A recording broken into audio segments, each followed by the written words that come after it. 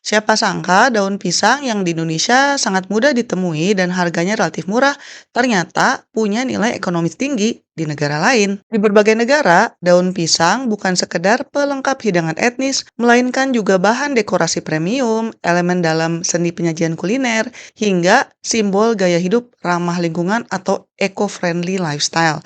Nah, buat teman-teman UMKM, petani, maupun wirausahawan pemula yang mau melirik peluang ekspor daun pisang, ini bisa dijadikan contoh bahwa produk harian berskala lokal bisa menembus pasar internasional bila dikelola dengan standar yang tepat. Nah, sekarang mari kita bahas biasanya daun pisang ini bisa diekspor kemana saja. Jadi, memahami karakteristik setiap negara tujuan itu sangat penting supaya Anda bisa menyesuaikan spesifikasi produk dan juga standar kualitas yang diminta. Negara tujuan alternatif yang pertama adalah Jepang. Penggunaannya biasanya di restoran premium, seni penyajian makanan atau plating, dan juga elemen dekoratif. Nah, tapi untuk Jepang, standar kebersihan dan estetikanya itu sangat tinggi. Daunnya harus mulus, bersih, dan juga konsisten secara ukuran.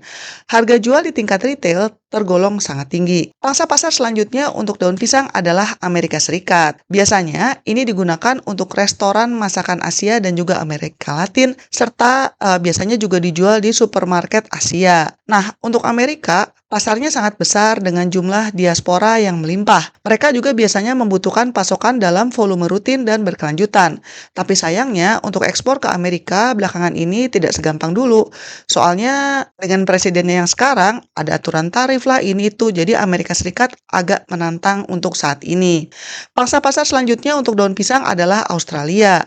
Biasanya ini digunakan untuk festival budaya, tapi juga dijual di supermarket bahan makanan Asia dan juga digunakan oleh sebagian jasa catering. Untuk Australia, secara geografis mereka kan lebih dekat ke Indonesia, tapi persyaratan karantina tumbuhannya tergolong ketat. Pangsa pasar selanjutnya adalah Timur Tengah, terutama Arab Saudi dan juga Uni Emirat Arab. Kenapa butuh daun pisang? Karena biasanya ini dibutuhkan oleh jamaah haji atau umroh, pekerja migran, serta juga dibutuhkan oleh restoran Indonesia dan juga restoran Timur Tengah.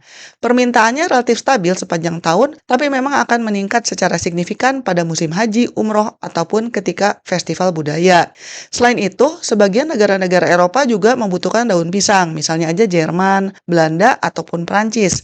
Biasanya ini dijual di restoran Asia, toko bahan makanan eksotis, dan juga uji coba pembungkus organik. Kalau di Eropa, kesadaran lingkungannya tinggi dan konsumen bersedia membayar lebih untuk produk segar bersertifikasi ramah lingkungan.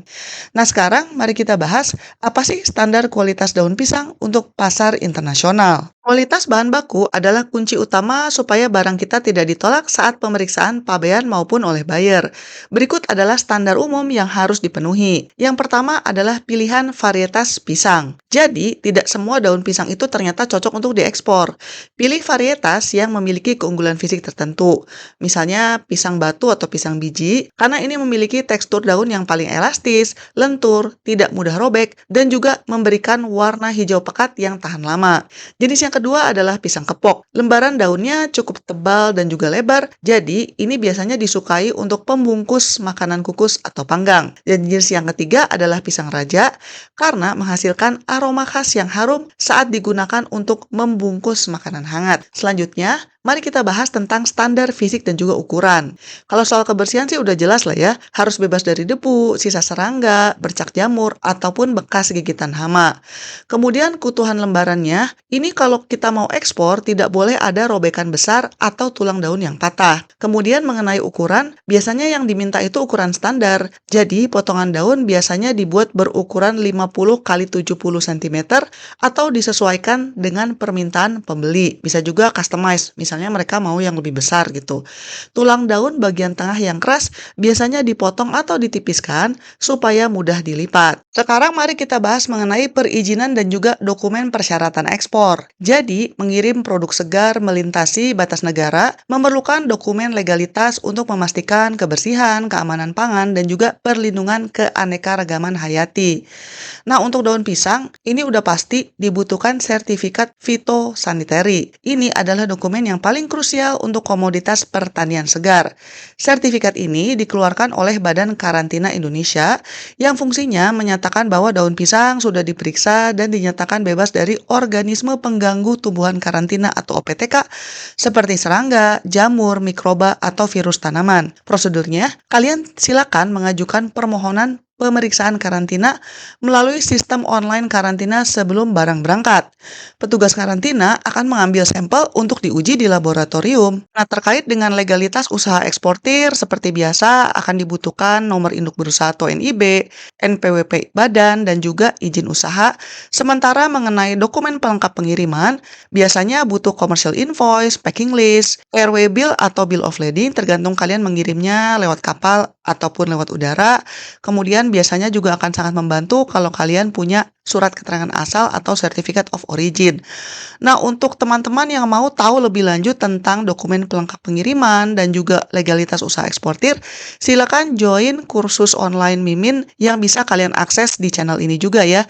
Silakan klik link yang ada di deskripsi atau di bagian komen kalau kalian mau bergabung untuk mengikuti lebih detail mengenai persyaratan untuk ekspor. Selanjutnya, mari kita bahas mengenai penanganan pasca panen dan juga teknik pengemasan atau packaging. Jadi, daun pisang adalah produk yang mudah rusak dan layu. Kesalahan dalam penanganan pasca panen bisa membuat daun membusuk atau berubah warna menjadi coklat sebelum sampai tujuan. Apalagi yang namanya ekspor, itu kalau kalian mengirimnya lewat kapal, itu kan bisa berminggu-minggu, berbulan-bulan, dan sebagainya. Berikut adalah langkah-langkah pengemasan standar ekspor. Yang pertama adalah pembersihan dan sanitasi. Silakan lap setiap lembar daun menggunakan kain lembut yang telah dibasahi air bersih atau larutan sanitasi organik yang aman untuk bahan makanan atau disebut juga food grade. Pastikan tidak ada spora jamur atau telur serangga yang menempel. Kemudian, habis gitu lakukan langkah pengeringan. Anginkan daun hingga benar-benar kering dari sisa air pembersihan. Tapi jangan jemur di bawah terik matahari langsung, karena itu akan membuat daun layu dan kaku. Kemudian mengenai penyusunan dan pelipatan, silakan tumpuk daun dengan jumlah tertentu, misalnya 10 atau 20 lembar per ikatan. Gulung atau lipat secara rapih tanpa merusak serat daun. Kemudian untuk pengemasan disarankan untuk menggunakan pengemasan kedap udara atau vacuum sealed. Jadi, masukkan tumpukan daun ke dalam plastik pembungkus hampa udara atau vacuum bag, dan pengemasan vakum ini akan bisa mengurangi kadar oksigen di dalam kemasan sehingga memperlambat proses pembusukan dan juga menjaga kesegaran warna daun. Habis gitu, simpan di penyimpanan yang berpendingin atau cold chain system. Simpan produk pada suhu terukur sekitar 10-13 derajat Celcius. Jangan menyimpan pada suhu terlalu dingin di bawah 5 derajat karena bisa menyebabkan chilling injury atau daun menghitam akibat kedinginan. Sekarang mari kita bahas mengenai logistik dan juga pilihan mode pengiriman. Pemilihan jenis transportasi sangat menentukan kondisi barang ketika tiba di negara tujuan. Pilihan yang pertama adalah kargo udara atau air freight. Ini sangat disarankan untuk daun pisang segar. Waktu tempuhnya biasanya 1 atau 3 hari tergantung negara tujuannya ya. Dengan begitu, kesegaran produk tetap terjaga. Tapi ya kekurangannya, biaya pengiriman relatif lebih tinggi per kilogramnya. Atau opsi yang kedua adalah mengirim lewat kargo laut atau sea freight. Tapi ini hanya digunakan jika pengirimannya dilakukan dalam skala besar dan itu pun harus menggunakan river container atau kontainer pendingin. Kenapa?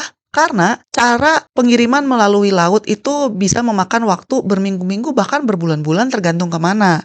Jadi, mode ini lebih cocok untuk produk daun pisang yang sudah diproses membeku, misalnya frozen banana leaves, daripada daun yang masih segar. Nah, sekarang mari kita bahas perhitungan biaya dan juga penentuan harga jualnya.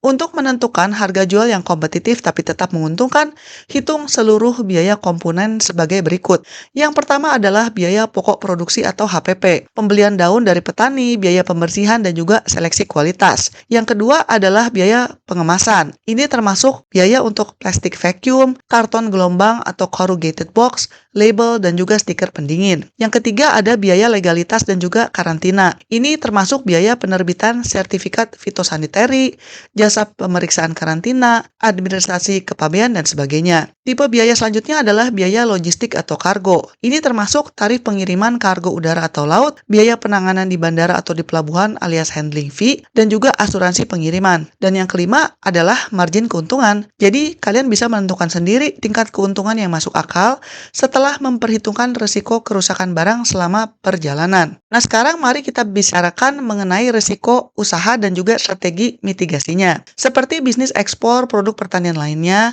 ekspor daun pisang juga memiliki beberapa tantangan yang perlu diantisipasi. Yang pertama adalah risiko penolakan karantina di negara tujuan. Biasanya ini disebabkan karena ditemukannya parasit, serangga hidup, atau jamur pada sampel daun. Untuk menghindari hal ini, tingkatkan kontrol kualitas saat pembersihan dan pastikan pemeriksaan karantina lokal dilakukan secara teliti sebelum barang diberangkatkan. Risiko yang kedua adalah kerusakan akibat keterlambatan pengiriman. Ini biasanya terjadi karena penundaan jadwal penerbangan atau juga penundaan jadwal kapal atau pemeriksaan pabean yang tertunda.